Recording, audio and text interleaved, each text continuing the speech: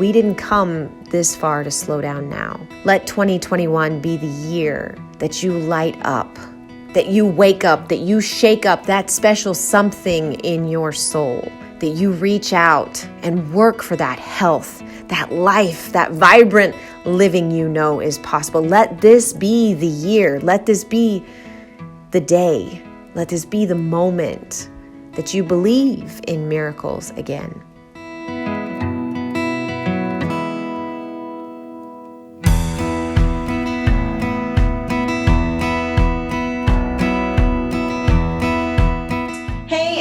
It is Dr. Devin. It is one of those special big idea speaker feature episodes here on If They Knew.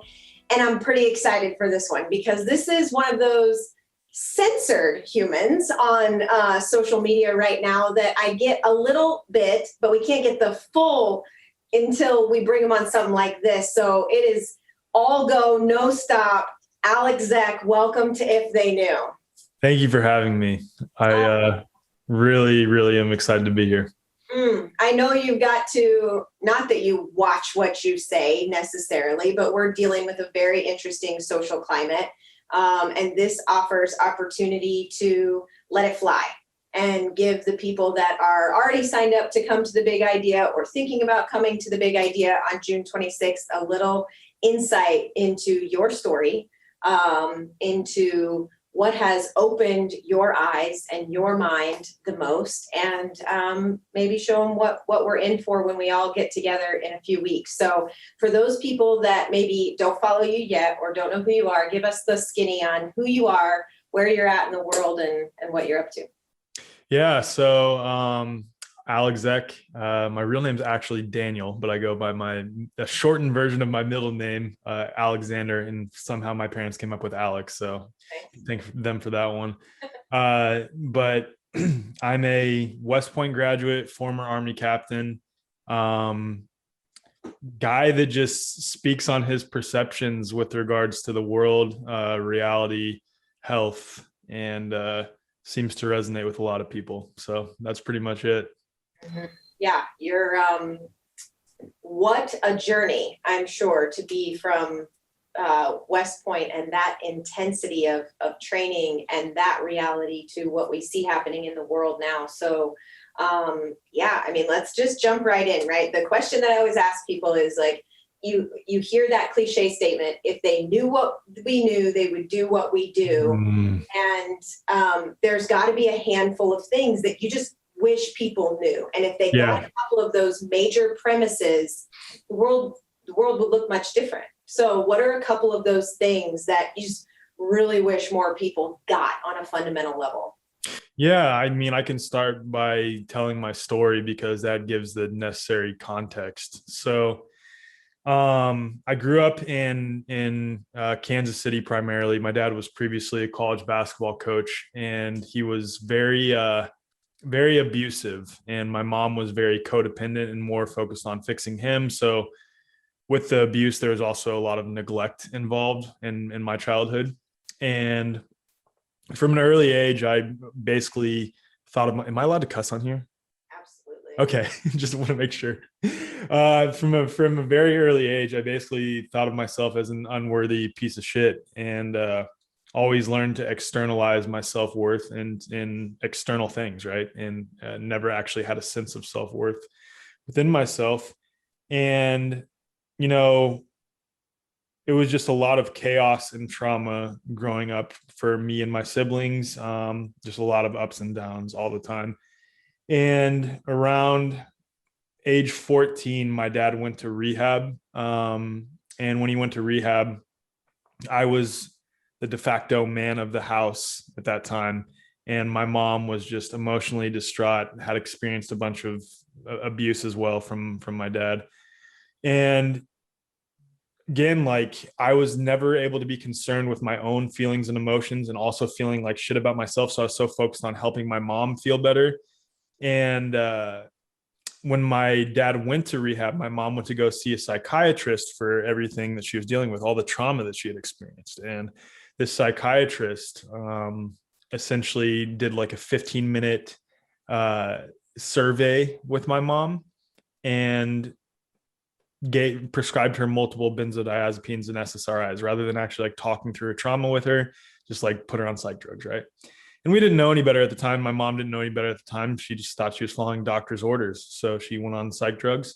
And over the course of, I want to say 8 to 10 years, she just got worse and worse and worse. She'd have high points and we would think, oh, the drugs are working. She'd have really low points. And when I say low, she would be hallucinating, thinking that I was her dad. And I would be holding her. She was crying like a baby. It was awful. It was awful. And, you know, that experience was so traumatic in and of itself, especially because she had multiple suicide attempts, and like me having to focus on fixing my parents' relationship and fixing my mom. I never ever established a sense of self-worth and like a sense of self, period. I didn't know who I was. And so I was always Alec, the basketball player, Alec. Then when I got into West Point, the West Point cadet, Alec, the Army officer. And it was in 2016, right when I graduated from West Point, my mom, on a sort of last resort type of thing, went to go see Dr. Kelly Brogan. And I didn't think anything of it.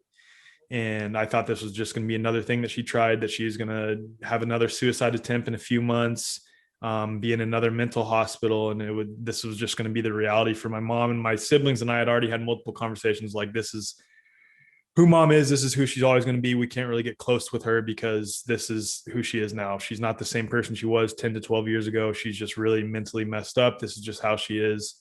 I mean, all the doctors were saying this, right? Well, Allie, you're just bipolar. You're just chronically depressed. You're this, that, label. And so when she went to go see Dr. Brogan, we didn't really care until within a 3 to 4 month period, my mom completely reversed all of her symptoms that she was dealing with. And essentially what Dr. Brogan told my mom is that, Allie, you are not bipolar. You are not this. You are not that. You are none of these labels. You have trauma that you need to deal with. You need to change the way that you eat. Think of food as medicine and something to nurture your body. And you need to become more mindful. You need to heal your trauma, and you need to stay off of all these psych drugs. And within a 3 to 4 month period, my mom started reversing all of her, I guess, like psych symptoms. A lot of trauma started coming to the surface that she had never dealt with before. And so for me, this was a huge shock, right? I had never dealt with any of my trauma. I just stuffed it down and externalized and pretended that never happened. And so I see my mom taking steps to heal. And then I also see my mom changing her diet. So I start doing the same thing. And my wife, we had just gotten married right after that, or right before that. And she had been diagnosed with lupus and rheumatoid arthritis when she was 15. So at this point, she's 24, had been on multiple immunosuppressant drugs, seen multiple rheumatologists over the course of 9 years, almost 10. And we see what happens with my mom healing via pseudoscience and quackery. Right. And we're like, okay, well, let's try this with you. I'll do the protocol with you. I didn't think I really had any health issues at the time, but I did. And we essentially, there's a lot of coffee enemas involved, Whole30 diet / paleo, kind of variation of the two, becoming more mindful, meditating, becoming more spiritually grounded. And with adopting this same approach of this quote pseudoscientific quack, my wife reversed all of her autoimmune markers and even got her blood tested to show that her inflammation levels in her blood had completely dropped for the first time in 10 years to a normal level. And those two experiences really, really shifted my perception with regards to health, and also with regards to reality and who I am, because I had, for the first time, begun taking steps to really get to the root of who I was, because I was always, like I said, externalizing and everything else. So that was around 2016 when that started to happen. And the trauma healing really came in 2018. Another incident this past 4 years that is still somewhat ongoing happened with my dad. And we're kind of just now speaking to each other again as a family. And that was a lot of manipulating us to believe that reality with regards to who my mom is a certain way. A lot of gaslighting involved in that. And this was around 2017, 2018. And now having healed that, a lot of healing was done on that in 2019, right before COVID. So basically 2019 comes around. We've done all the work to heal our own trauma. We've dealt with massive amounts of manipulation and abuse and gaslighting from my childhood, my siblings and I, my childhood to now in adult life. Another incident happens. See when someone's trying to shift the narrative one way and make it seem like they're doing something that's virtuous when they're actually not. And then see the harmful effects of psych drugs and the pharmaceutical industry and allopathic medicine, and then see someone take steps to heal on the outside of that. So really like all of it coming to a head in 2019. And we were like, what is this for? Like, how can I help the world with this? And I always thought, okay, maybe I'll be a trauma coach for men or something like that, like to help them understand and deal with the trauma they've experienced. And then COVID hits in 2020. I'm still in the Army at this time. And what do we have? We have narcissistic abuse that is gaslighting and manipulating people to see a certain way. We have allopathic medicine really exerting control over the entire world, backed by the pharmaceutical industry. And this is all stuff that I had seen before on a microcosmic level. So when it happens in the macrocosm, I'm like, oh my God, this is what's happening. And then it sort of clicked with basically my whole family. Like, this is why we went through what we went through, so that we can clearly see what's happening and help other people see what's happening. Really break it down into little bite-sized pieces on an Instagram square or on a tweet. And it seems to have resonated with a lot of people. And really, I'm just sharing my perceptions on reality based on what I've experienced in my life. And I think I have a pretty good understanding of what's going on a deep level. So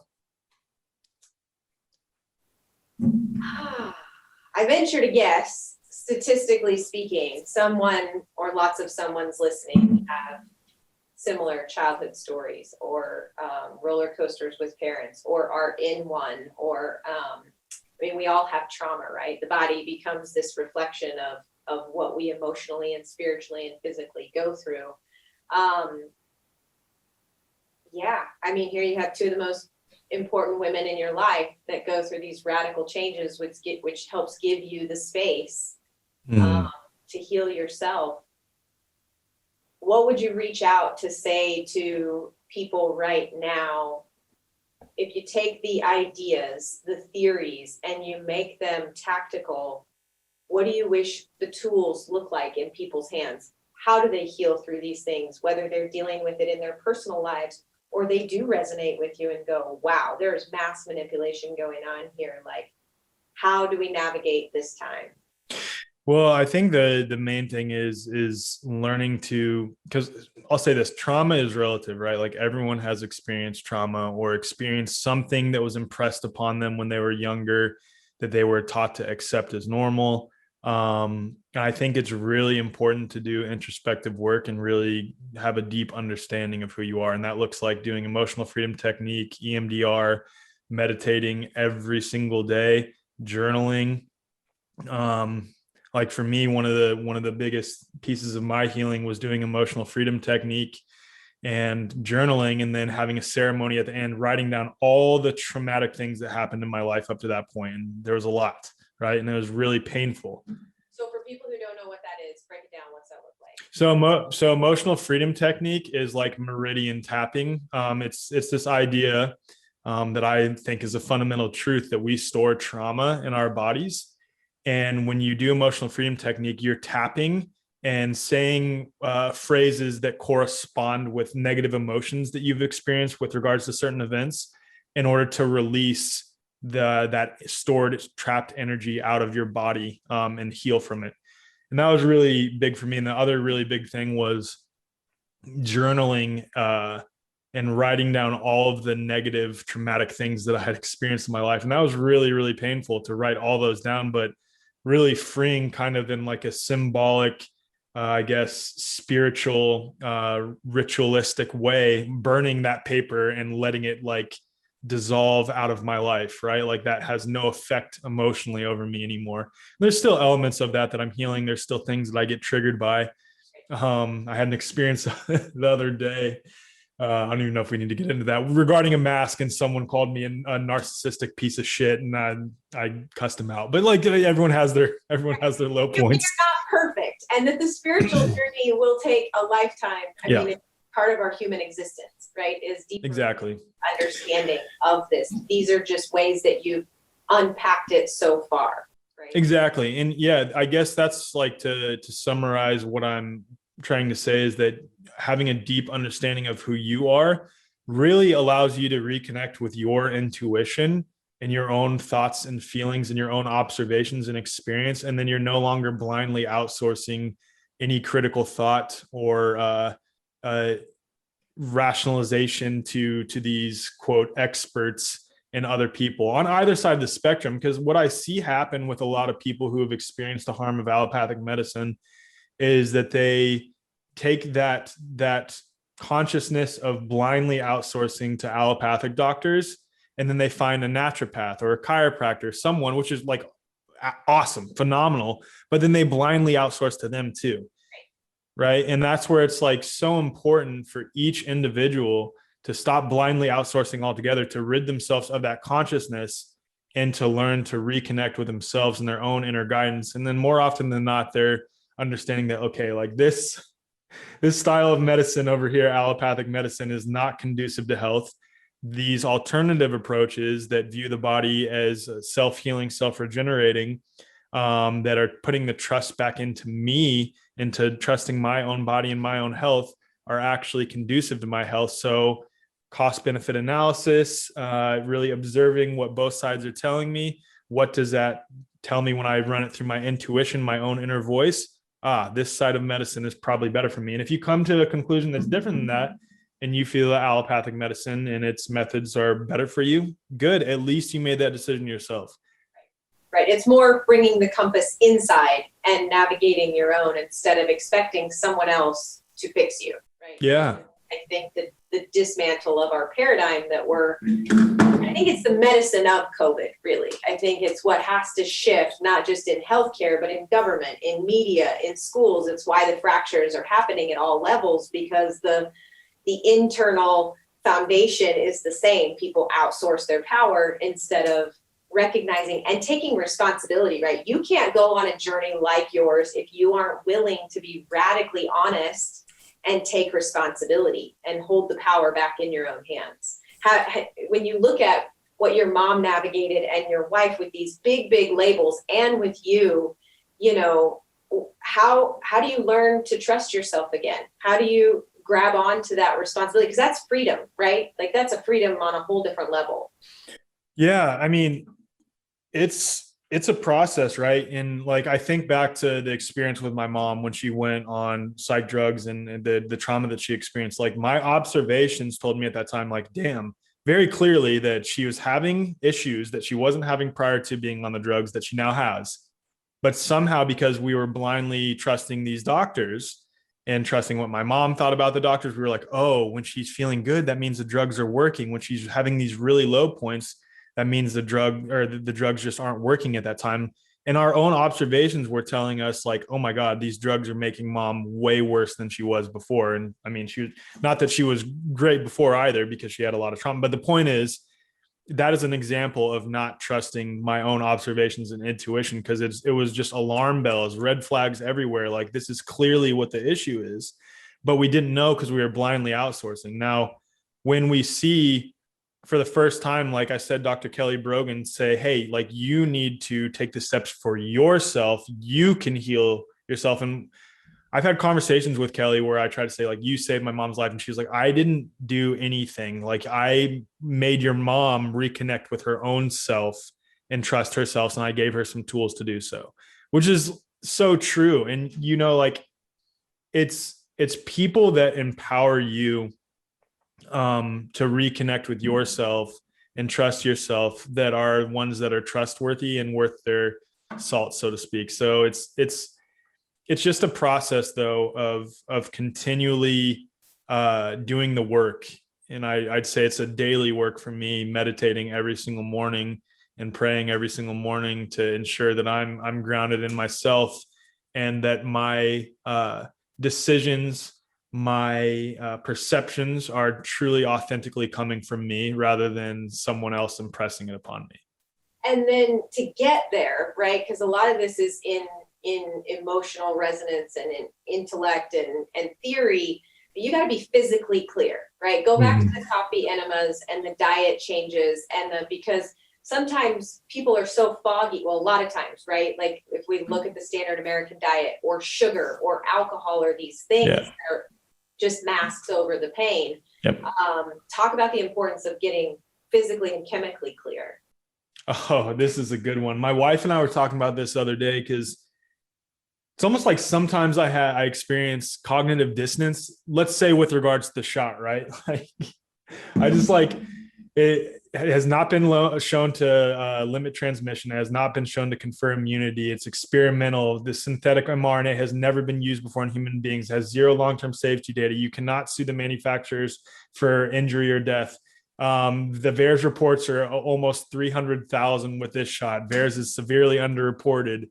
What else am I missing? 0.7% absolute risk reduction. So really, like, I cannot see one reason why you would ever, for health-related reasons, receive this shot.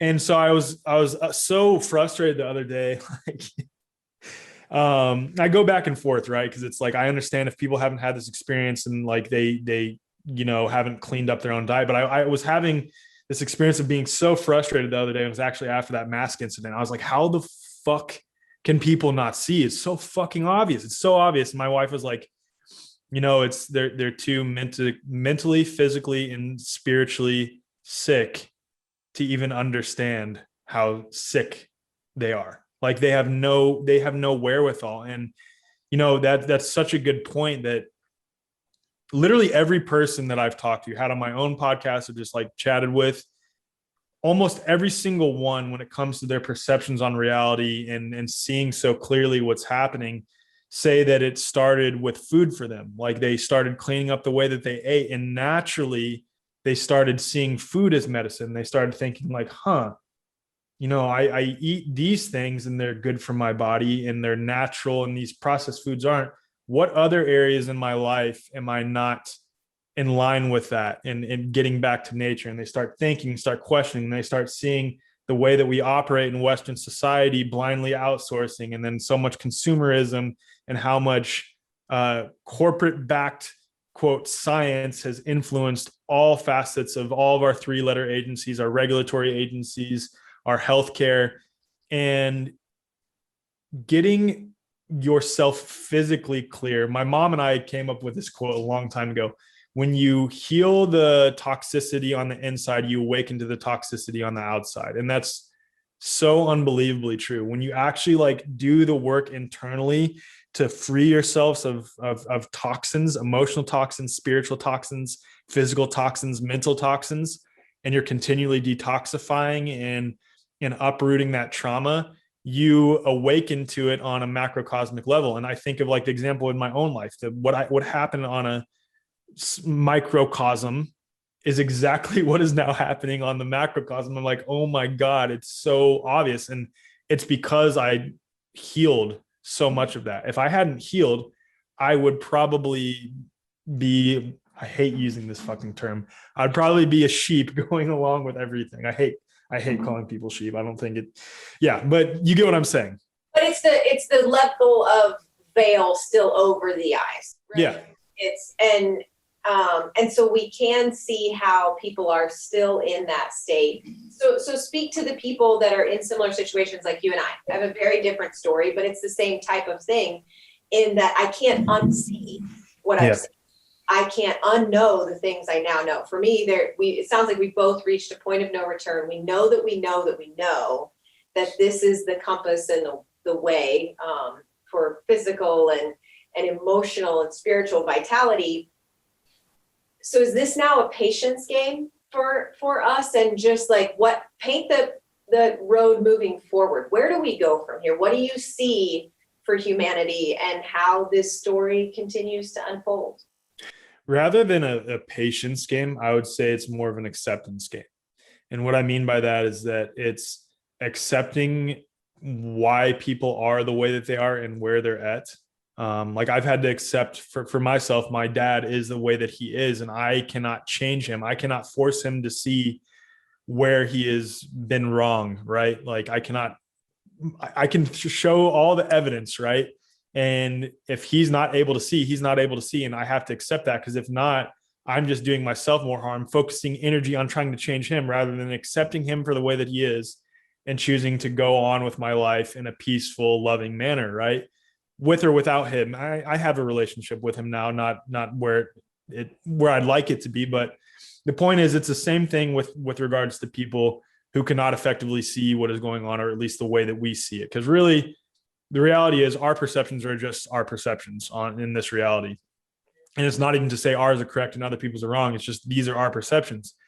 Where I vehemently will defend our perceptions, though, is when someone isn't trying to impose their will, their way of thinking, their way of living onto that of another. And that goes the other way as well. If people are trying to force people to not get the shot, that is also extremely spiritually unethical, I would say. I know, like, we have our perceptions on, for me, I would say the shot is purely poison and nothing else. But that is their free will to do so, to choose that. And so having this acceptance of this is the spot that people are in, this is the consciousness that people are existing in right now, is important for the relationship between you and them, and also for yourself. Because rather than focusing all that energy on, like, here's this science, here's this data, here's this, why can you not freaking see? Focus your energy on taking you and yours and the people around you and creating something beautiful, so that when those people do, and I think many of them will inevitably awaken to what's going on naturally by becoming injured, an experience like my mom or my wife, there's just more and more every day. So when you're creating that thing for them to fall back on by the way that you're living, showing them the correct way, that opens the door, like, hey, I'm sorry you experienced that. Here is a new beneficial way that we're creating over here.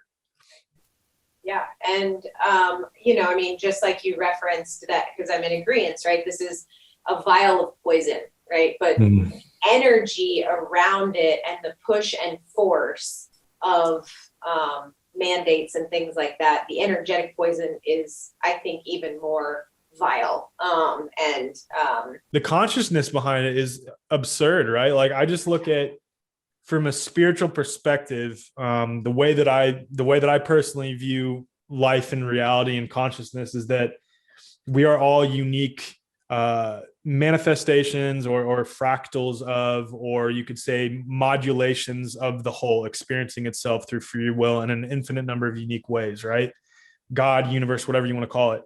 And the worst thing that you can do with regards to that is try to force either another organization, another entity, another person to adopt the way that you see the world, right? Because that stifles the creator through all of us experiencing itself in an infinite number of unique ways, unhindered, right? Uninterrupted, if you will. And the consciousness behind forcing someone to adopt your way, to receive this product, coercing them, trying to scare them into it. Anything that comes from the creator is not going to be fear-based. There may be elements of truth that are fearful, that provoke, that incite fear inside of you, but they are always going to be based in love. And there is nothing about this shot and the rollout behind it and everything that came before it. The entire past year has been an advertising campaign for it, right? There's nothing about it that is based in love. There's nothing about it that is based in truth. There's so much about it that is based in manipulation, gaslighting, propaganda, coercion, force, fear, and anything that comes from that, especially with regards to health decisions, are never going to be conducive to health, ever. Yeah. And it's a time of choosing whether you want to operate in life playing by natural law or God's law, or if you want to play God, right? But yes, And it's, I don't know that there's a middle ground there, right? It's like, Yeah. I can't fathom. But again, that's our perception. And I think the Serenity Prayer in a time like this, all we can do is serve and speak and keep moving forward and keep the hope alive, right? I think that's where I feel really called to do something like the big idea of bringing people together to. It's really easy to get on the island and feel like a lone wolf in a time when we're being asked to distance or things just still aren't, as connected as I would like. So how have you put this into motion? Talk to us about the podcast and Health Freedom for Humanity. Like in a time where you could just complain about what's going on, you're exercising your own abilities to create positive change.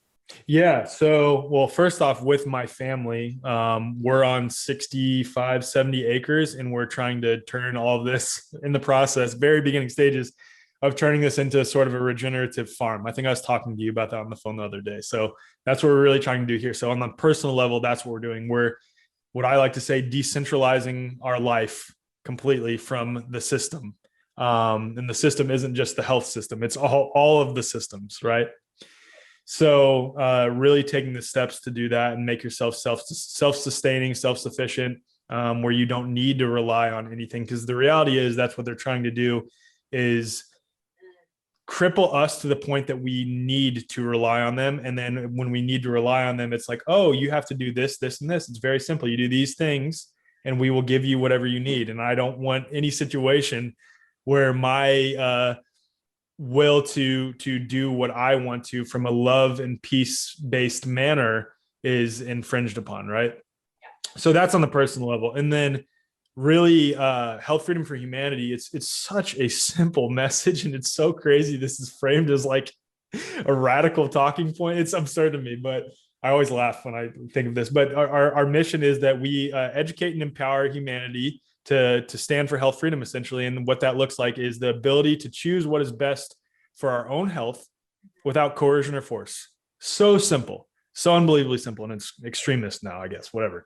But, and we're really trying to educate and empower people to do the same, and really showing that there isn't just one or two people saying this. Like, we're bringing on more and more doctors and influencers, if you will, in this space, from all walks of life. We have people from all political backgrounds, all religions, all socioeconomic backgrounds, we have a lot of germ theory based people, a lot of terrain theory based people, but like that's all irrelevant, because we are all united in that we think every single human, or not we think, we know every single human being has a right to determine what's best for their own health. So really just trying to create a movement around that, showing that this is for everyone. This is not a super far right wing MAGA hat wearing thing. Like it is that, but which is by design, right? That yes, they paint this and use rhetoric like anti and pro to take the way the human brain sees in polarity and just create division. That's not accidental, right? Like that is like having it feel like such discord when really all we're saying is like, we just want choice. Like we just want to be able to say no if we want to say no. Like how do we get here, right? That makes us extremists or rebels or anti-science or anti-anything for that matter, right? Yeah. I had a tweet on that like 3-4 months ago that was essentially like, yeah, it's really easy to label us all of these things, all to distract from the reality that you think we don't have a right to choose what is best for our own health. Because that's really what it is. They create this belief in amongst most of the population through just constant propaganda, framing us as dangerous, framing us as crazy, framing us as far right extremists, which like most of the people that I know in this space are prior to, I guess I would say now I'm apolitical, but 2 years ago, I would have said I'm a very like left-leaning person. Right. So it's just funny watching that. More left, right's gone more right. And I think people in the middle just, there's no middle. Just leave me the fuck alone. My political stance is just leave me alone. Literally just leave me and my family alone. political stances, it's all freaking messy. Like it's, you know, when we wear this red blue thing, this left right thing, like we get further away from truth by the day. Yes. Right. Oh my goodness. Like you said, it's language to distract. And it just keeps people stirring in this emotional chaos so that, you know. Exactly. Well, then that's what they do with, quote, anti-vaxxers, right? They incite fear in the population and anger, and where people are so distracted by all of these labels up here, distracting from the fundamental truth of what we perceive, right? And that every single person has a right to choose what is best for their health. That is never mentioned. It's always something up here like, oh, they're crazy, or, oh, this anti-vaxxer, you know, tried to steal a bunch of vials of something, or this anti-vaxxer is, it turns out, just like something to frame us in some way to incite anger and fear surrounding our viewpoints. And it's all a big distraction from the central and fundamental issue, in that this side thinks that everyone has to take this product, and the other side thinks, here, you can take it if you want, or you don't have to. It's up to you to choose what is best for your health. And that's what they're trying to distract us from. I think where, for me, it gets tricky is, you know, third or half of my practice is babies and kids, right? So I think where I get that mama bear protection is I very much respect everyone's right to choose, right? And then you see these babies and kids and you think about emotionally, because if the brain's being wired by the age of, you know, 6 to 9 years old, think about the kids in masks this last year. Think about the kids that have been told, like, you're going to kill grandma if you don't do this. And did you get the shot? And are you, and you're bad. You don't like that. You think about the wiring and the world that our kids will grow up in then at this trajectory. That's where I get triggered. And I'm like, you know, yes, I think we need to accept, and I don't know how to accept that for them, right? Like everything in my being is like, oh, how do I contain my Hulk when this is assault on the babies, right? Like, so when you get triggered on that kind of level, how do you find your center? Oh man, I process those emotions.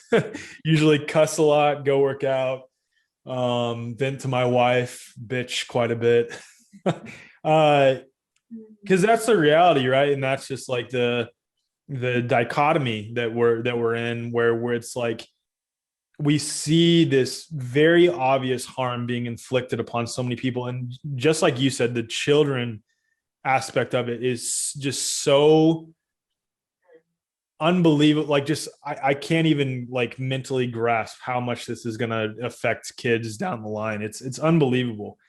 And just the damage that has been done. And it's so hard to come to grips with that. Like when I see someone walking outside and they have their 2 and their 4-year-old in masks, I'm just like, what the fuck are you doing?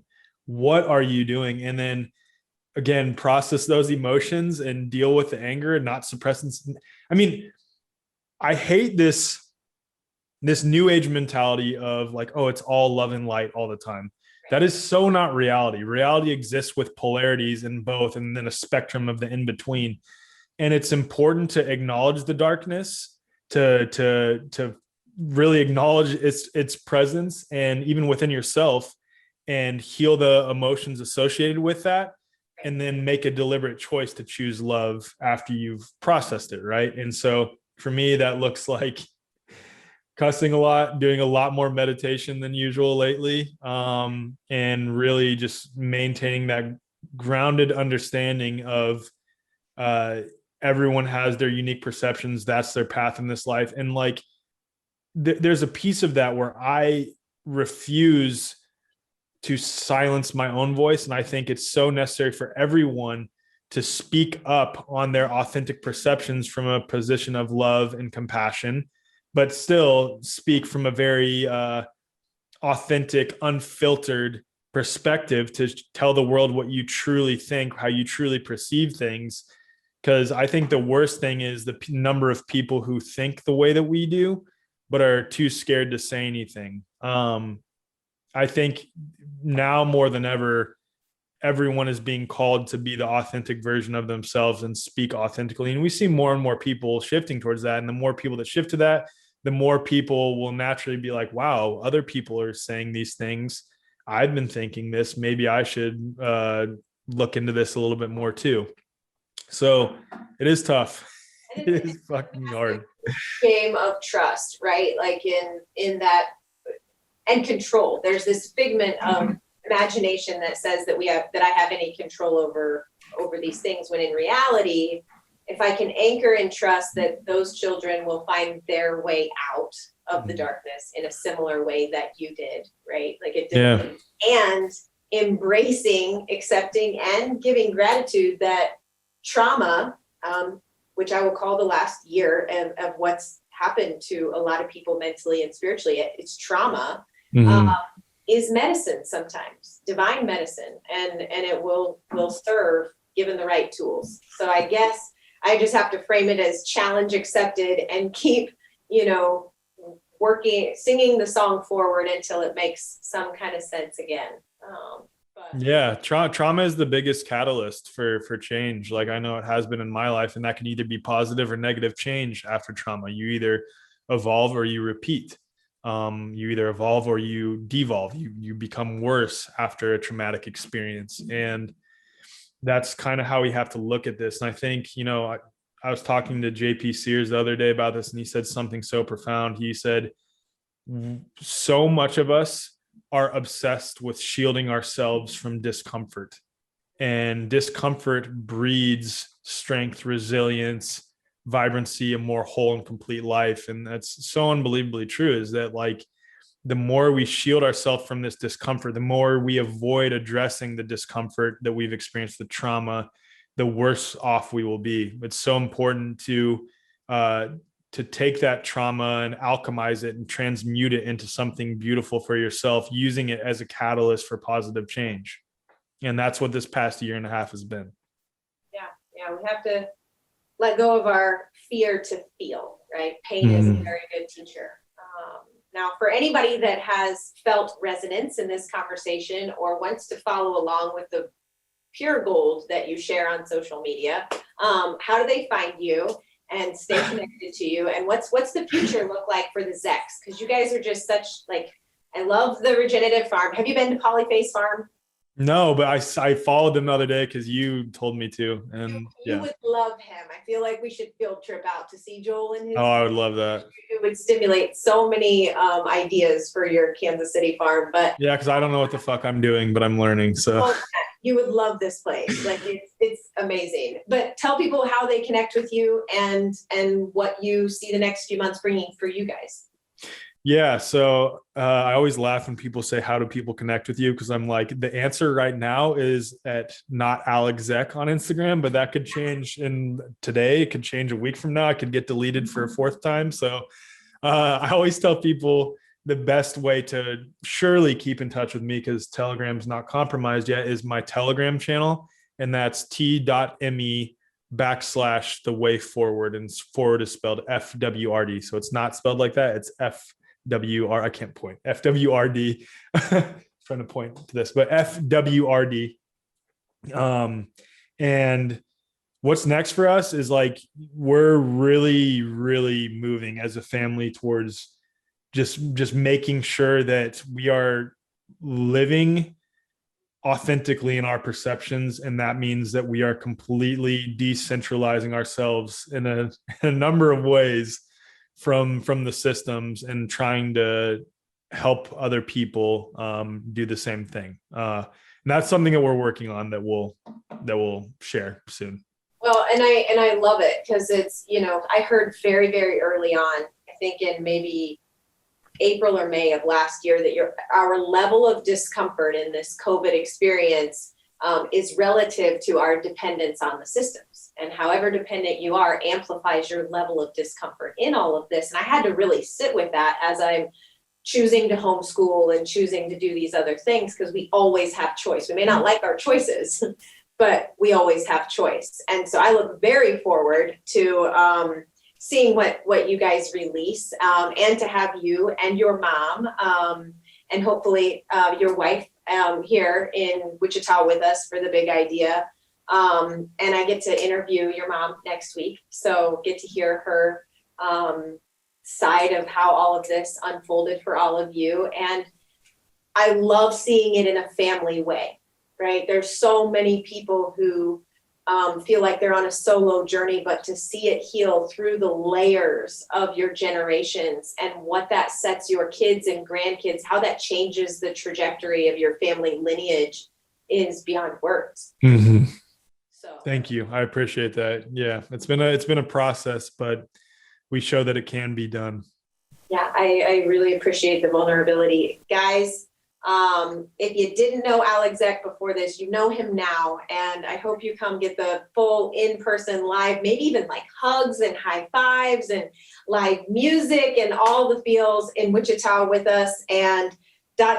So much more to come. But Alec, thank you for your time.